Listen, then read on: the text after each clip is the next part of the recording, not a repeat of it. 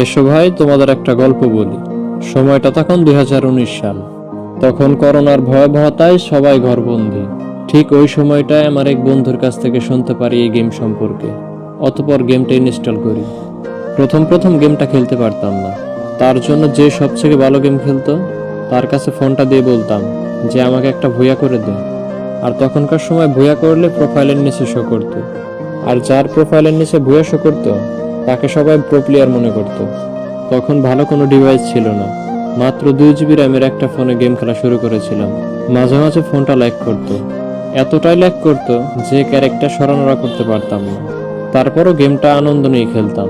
পরে এমন অনেক দিন গিয়েছে যে স্কুলে না গিয়ে বন্ধুদের সাথে বসে কাস্টম খেলতাম। ওই সময়টা গেমে সবচেয়ে পাওয়ারফুল এবং দামি ক্যারেক্টার ছিল ডিজে আলোক। এই ডিজে আলোক নেওয়ার জন্য টিফিনের টাকা জমিয়ে রাখতাম।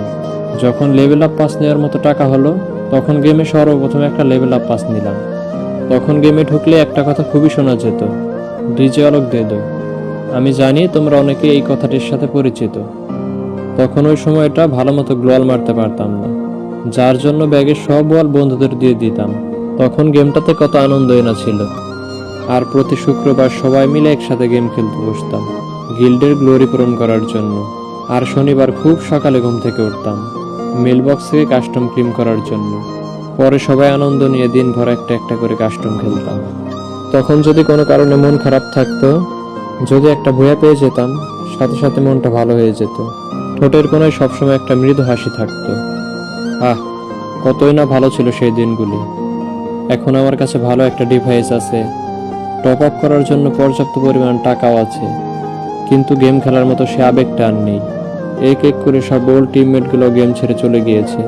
1 বছর 6 মাস পর পর গেমে লগ ইন করে, আবার গেম না খেলেই চলে যায়। এখন আর কারো স্কিল দেখা হয় না। যার কাছে সবচেয়ে বেশি কালেকশন তাকেই সবাই প্রো প্লেয়ার মনে করে। কিন্তু ওই সময়টা যখন আমরা বন্ধুদের সাথে খেলতাম, আমাদের কাছে কোনো কিছু না থাকা সত্ত্বেও ওরা আমাদের সাথে গেম খেলতো। আমরা ম্যাচে একটাও কিল করতে পারতাম না। তারপরও যখন ভুয়া পেতাম সবাই মিলে তখন একসাথে আনন্দ করতাম। এখন ফ্রি ফায়ারের সব ফালতু ইউটিউবার দিয়ে ভরে গিয়েছে।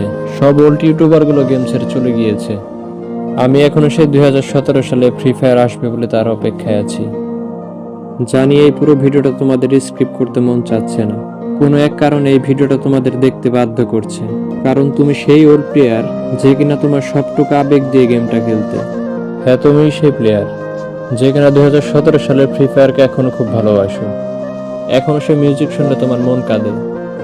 হ্যাঁ, তুমি সেই প্লেয়ার যে কিনা ফ্রি ফায়ারের কোনো পুরনো ভিডিও দেখলে এখনো মন উজাড় করে দেখো। তোমার আবেগটা অন্য কিছুর প্রতি নয়, তোমার আবেগটা ফ্রি ফায়ারের প্রতি।